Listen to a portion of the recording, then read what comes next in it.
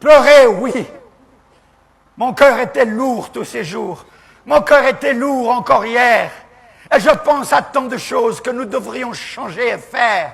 Mais comment le faire, oh Dieu, comment le faire? Comment le faire pour qu'il y ait plus de bonheur? Comment le faire pour qu'il y ait plus d'honnêteté? Comment le faire pour qu'il y ait plus d'équilibre?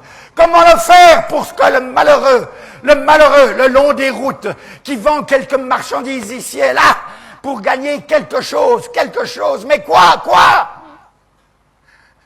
Pour que cette situation change.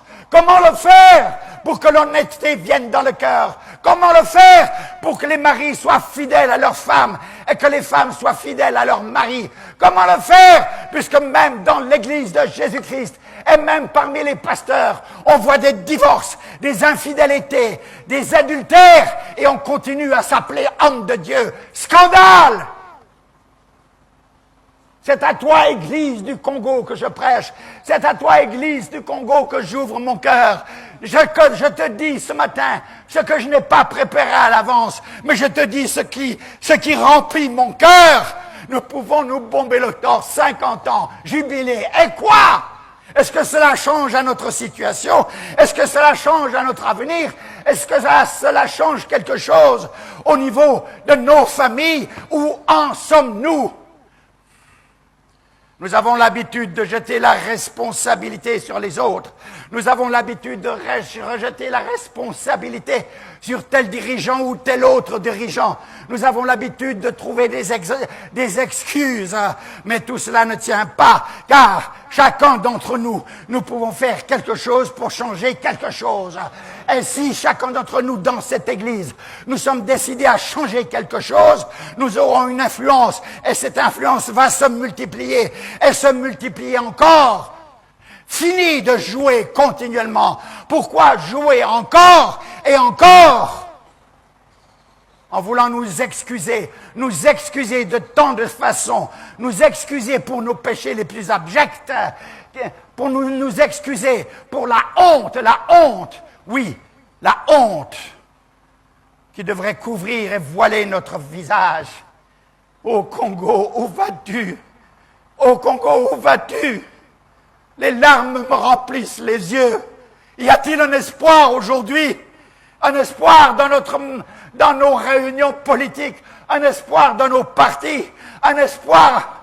Mais mes frères, depuis 46 ans que je suis à Kinshasa, qu'ai-je vu comme espoir réalisé pour le meilleur de la nation, pour le meilleur de la masse, pour le meilleur du peuple? Peut-être vous n'êtes pas content et vous dites que c'est un étranger qui nous parle. Non, je ne suis pas étranger. Je suis congolais comme vous. Et c'est pour cela que je parle.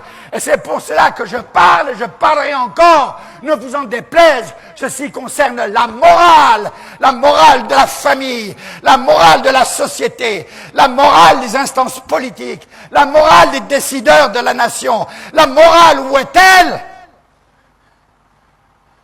J'ai déjà crié et je crie encore. Pourquoi m'arrêterais-je de crier? Un jour, peut-être, ces paroles lancées ainsi ne seront pas perdues pour rien. De toute façon, si je prêche de cette façon, mes frères, je sais qu'en le faisant, je me sauve moi-même. Car sachant, je dois parler. Si je ne sais pas, je ne peux parler.